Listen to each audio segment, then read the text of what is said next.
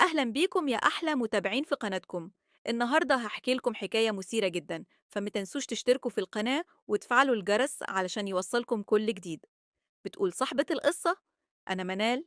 للأسف كنت سبب في ضياع مستقبل ابني، رغم إنه كان دايما بيرشدني للطريق الصح. جوزي توفى من فترة طويلة، والمعاش اللي كنت باخده كان قليل جدا وما يكفيش احتياجاتنا. أجرت شقة في منطقة بسيطة في مصر، وكان في واحد ميكانيكي ساكن تحت مني. الراجل ده كان معروف إنه عنده فلوس كتير، وكان بيساعد ناس كتير من اللي حواليه، لكن اللي بيعزهم بس. بالصدفة عرفت من الجيران إنه له علاقات مع السيدات، بس ما علقتش على الكلام ده. بعد ما سكنت في المنطقة، بقيت في الرايحة والجاية أبصله وأحاول ألفت انتباهه بالابتسامات والكلام مع الناس. كان ابني وقتها لسه صغير، تقريبا عنده 9 أو 10 سنين، وكنت حزينة إني مش قادرة أوفر له كل احتياجاته. بقيت تايهة ومحتارة ومش عارفة أعمل إيه، ومستنية اليوم اللي يلاحظني فيه الميكانيكي. بدأت أهتم بمظهري أكتر علشان ألفت انتباهه، وفي الآخر فعلا بدأ ياخد باله. رحت زودت المحاولات، وهو ما صدقش نفسه وبدأ يفتح معايا كلام. كان بيقول لي: لو محتاجة حاجة يا ست صباح، إحنا هنا لو مفيش حد جنبك. وأنا بصراحة كنت مستنية الفرصة دي. في مرة قال لي إنه عايز يتكلم معايا، وأنا فتحت له الباب بالكلام. جه وقعد معايا، وقلت له إنه لازم يتعشى معانا، وطلبت منه إنه لو فاضي يسهر معانا. هو فاهم المقصود، وده كان أول يوم وليلة ليا معاه. تاني يوم جاب لابني حاجات كتير حلوة، وجاب أكل ولبس وهدايا. من اليوم ده وأنا ما بقتش أشيل هم الفلوس خالص، كان بيجيب لي كل اللي محتاجاه. وبعدها بقى بيصرف عليا كأننا متجوزين، لكن من غير أي اتفاق رسمي. الموضوع ده كان مريحني جدا، وبصراحة بيني وبينكم مهما كان معاش جوزي أنا مش عايزة المعاش يتقطع. عمري ما فكرت إني أتجوز جواز رسمي، كنت بتعامل معاه عشان المصاريف وبس، وكمان عشان العلاقة، لأن قعدت فترة طويلة بعد وفاة جوزي مفيش أي راجل في حياتي. وبيني وبينكم الست برضو متقدرش تستغنى عن دعم راجل في حياتها. كنت عايشة محترمة، ولا عايزة أتجوز علشان المعاش ما يتقطعش، ولا عايزة أعيش لوحدي كده. لكن بصراحة ده جالي بسهولة، وعيشت معاه عيشة كريمة جدا. غمرني بالدعم المالي، وكان كريم معايا في كل حاجة. وقعدت معاه فترة طويلة جدا، حوالي 5 سنين. في ال5 سنين دول عمره ما حرمني من أي حاجة خالص. كنت لو بفكر في حاجة بلاقيها موجودة من غير ما أطلب، وأنا كنت ببسطه وأهتم بيها على الآخر، وكنت بعمله كل اللي بيتمناه. وده عشان أضمن إنه يفضل معايا ومحدش يقدر ياخده مني. وفعلا هو كان بيحبني ومتعلق بيا جدا، وكل ما كنت أهتم بيها أكتر كنت باخد منه أكتر. بعد ما الأمور المادية استقرت حسيت بالراحة شوية، وابتديت أدور على تغيير في حياتي. كنت دايما حاسة إني محتاجة تجربة جديدة. وهو كان قريب مني في السن، يعني كان كبير شوية. وأنا ماشية كده في حياتي اليومية، كنت بشتري هدوم من محل معين، وكان في شاب صغير شغال هناك، أصغر مني بحوالي 20 سنة. الولد كان وسيم جدا، وكان دايما باين عليه إنه معجب بيا، وكان بيبصلي بطريقة واضحة. وأنا كمان لاحظت ده وعجبني. فضلت ألف حواليه، وهو كان مستني فرصة يفتح معايا كلام. كنت شايفة إنه هيجنن لو اديته رقم تليفوني. في الأول اتعززت شوية، وبعد كده أخدت رقمه وبقينا بنتكلم كتير لما صاحبي الأول مش موجود. عجبني كلامه وحسيت إن أنا مرتاحة له، وبصراحة ابتديت أحس بمشاعر حقيقية تجاهه. العلاقة بيننا تطورت كتير في التليفون، وطلب مني إنه يتجوزني. ووقتها فرحت جدا، لأن ده كان بالنسبة لي فرحة حقيقية. لقيته مستعجل قوي على الجواز، وقال إنه مستعد يتجوز النهاردة قبل بكرة، رغم إنه كان باين عليه إنه مش في ظروف كويسة، لكنه طلع عنده بيت جميل وعفش وكل حاجة. فكل اللي كنت هعمله إني هروح شقته وخلاص. لكن كان موضوع المعاش دايما شاغلني، وعمري ما كنت عايزة أخسر معاش أبو ابني. قررت أوافق على الجواز بس عرفي، ونكون عاملين إعلان قدام الناس، وكل حاجة تبقى تمام. رتبت كل أموري على الجواز من وراه، وما كنتش مفهماه أي حاجة. كنت بخرج كتير من البيت، وبقوله إن أختي تعبانة وبروح أزورها. وطبعا كل ده وأنا بجهز بيتي الجديد مع زوجي الجديد. حسيت وقتها إني رجعت طفلة صغيرة. بقيت ببص في المراية وبقول لنفسي: يا بنتي يا صباح، ده انتي كأنك رجعتي 20 سنة لورا. كنت فرحانة قوي وقتها بصراحة. ورغم الفرح اللي كنت حاسة بيه والحب اللي كنت حاساه ناحية جوزي الجديد، اللي بجد حسيت إنه رجع شبابي. كنت مترددة أسيب الفلوس اللي كان بيديها لي الميكانيكي. كنت عايزة أمسك العصاية من النص زي ما عملت مع معاش أب وابني علشان ما أخسرش حاجة. قعدت أفكر كتير إزاي أحل الموضوع ده. قلت لنفسي لازم ما أقطعش علاقتي بالميكانيكي، وأفضل على تواصل معاه حتى بعد الجواز، حتى لو هروح له مرة في الأسبوع أو الشهر. المهم ما أخسروش، خصوصا إنه كان مصدر دخل كويس جدا لي ولابني. مهما كانت ظروف جوزي الجديد كويسة، مش هيقدر يجيب لي كل اللي أنا عايزاه. ما كنتش عايزة أخسر الفلوس بأي شكل. وفعلا بعد ما خلصت كل حاجة في الجواز الجديد وظبطت شقتي، قلت للميكانيكي إني مضطرة أنقل جنب أختي، وفي نفس الوقت حافظت على علاقتي بيه كويسة. نقلت واتجوزت جوزي الجديد عارفي، وقضيت معاه أيام حلوة. بصراحة كنت بحبه ومرتاحه معاه جدا. حسيت إنه رجعني صغيرة تاني. كان شاب لسه بصحته، لدرجة إني بقيت مش مرتاحة قوي مع الميكانيكي. بس برضه ما كنتش مستعدة أتنازل عن الفلوس. كنت كل فترة باخد ابني ونروح نقضي يومين عند الميكانيكي. كل مرة كان بيجيب لي هدايا وحاجات حلوة ليا ولابني، غير الفلوس اللي كان بيديهالي. وكان مبسوط قوي إني ما بعدتش عنه. بصراحة كان بيهتم بينا جدا. كنت كل مرة بروح له برجع معايا فلوس وهدايا.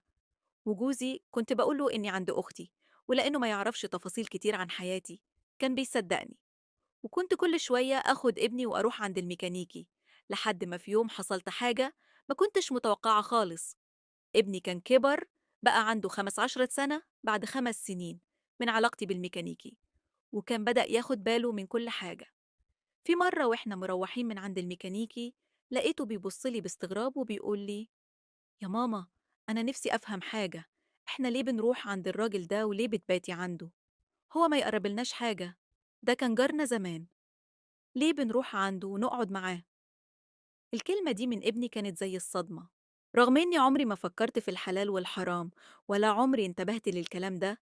كان كل همي إني أجري ورا الفلوس. كنت عايزة أحقق كل اللي نفسي فيه في الحياة، وما ببصش لأي شيء تاني. لكن الولد الصغير لفت انتباهي وحطيت عيني على حاجة أنا مش شايفاها. وقتها فهمت إن اللي أنا بعمله ده كان غلط كبير، وصعب عليا إني أكون سبب في إن ابني يحس بالإحساس ده ويبص لي بالنظرة دي.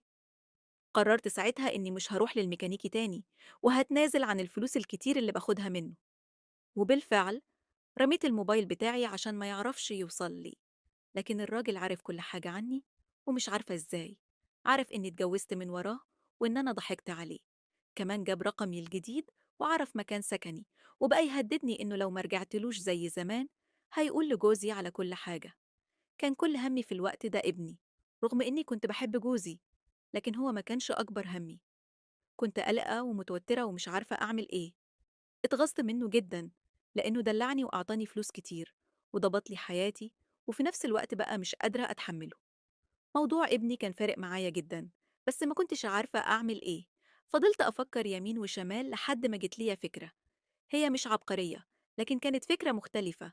وعرفت إن الحاجة أم الاختراع. في يوم وأنا قاعدة مع جوزي في لحظة صفا، كان الكلام بينا حلو. بدأت أفتح معاه موضوع عن أيام زمان، وكيف إن في ناس كانت بتساعدني عشان ظروفي الصعبة. وذكرت له إن في ميكانيكي كان عنده ورشة لتيل الفرامل، وكان راجل محترم. فهمته إن الراجل ده من ساعة ما عرف إن أنا اتجوزت بدأ يطلب مني طلبات مش مظبوطة. لما قلت لجوزي كده اتنرفز جدا. قلت لنفسي: يا رب، وهو أول كلمة قالها لي: فين الراجل ده؟ وقتها فرحت من جوايا وكنت راسمة كل حاجة في دماغي. أنا عرفت إزاي هنجز خطة، ورتبت معاه كل حاجة، واللي نفذناها بالظبط زي ما كنا مخططين في نفس الميعاد. كلمته وقلت له إنني جاي له أنا والولد النهاردة، وطلبت منه يجهز القاعدة. هو كان متعود لما نروح إنه يشرب دواء، وأنا بصراحة ما كنتش عارفة ده إيه. أخذت ابني ووعدته إن دي هتكون آخر مرة نروح فيها للراجل ده علشان نفسيته ما تتعبش. دخلت عليه، وأول ما شافنا كالعادة عطى لابني حلويات وفلوس وحاجات حلوة وأكل، وكان بياخد الدواء بتاعه. ووقتها أنا حطيت له المنوم في الدواء علشان ما يقدرش يجي ورايا.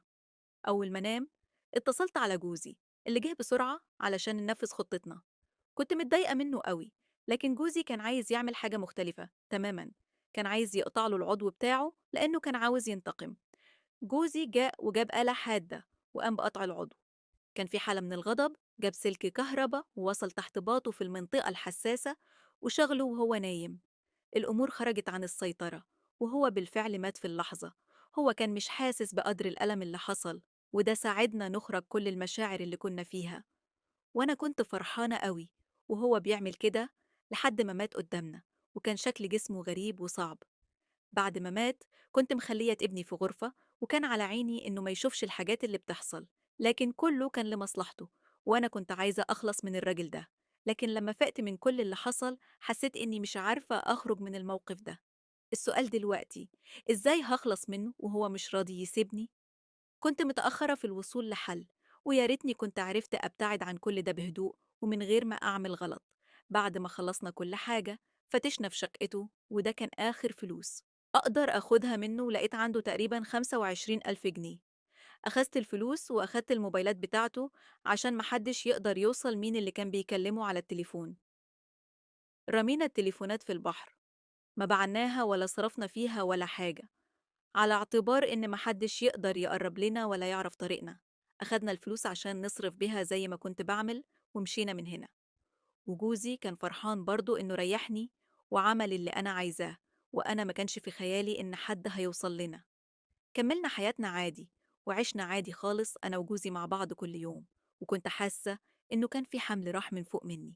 ما كنتش حاسة بتعذيب ضمير على الشخص اللي كنت عاملاه، بالعكس كنت حاسة إن أنا شفيت غليلي منه.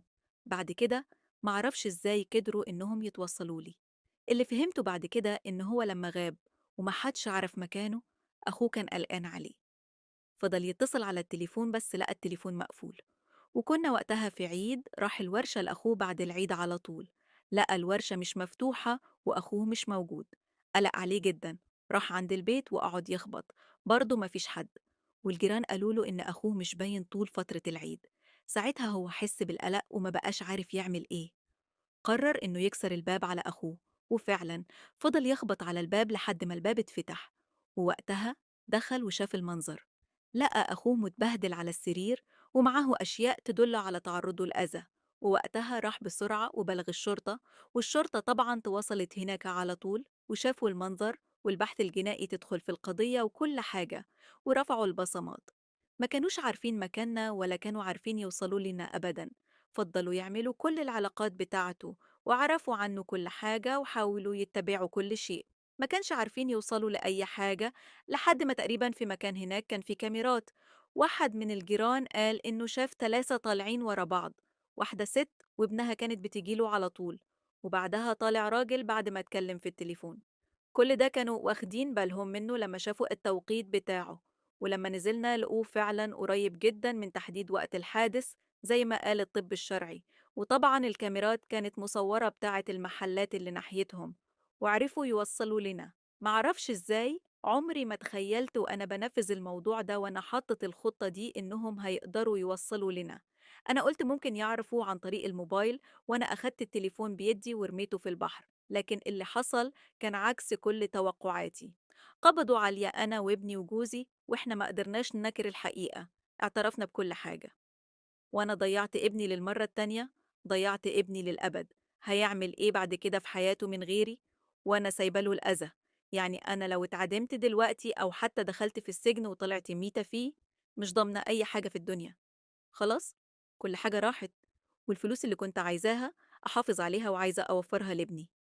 أنا نفسي ضيعت كل شيء، وضيعت نفسي، ضيعت حياتي كلها.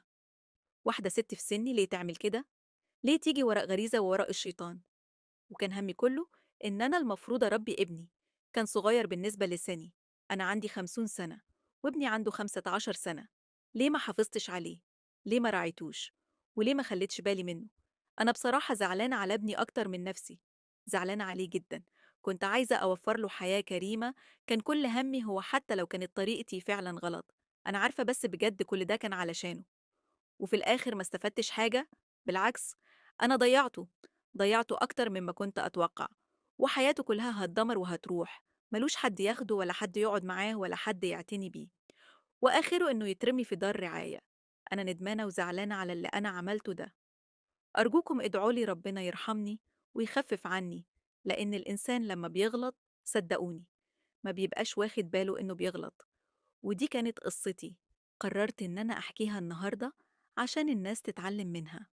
واكتبوا لي آرائكم في التعليقات. كانت معكم أليشا ستوريز. دمتم في أمان الله وحفظه. مع السلامة.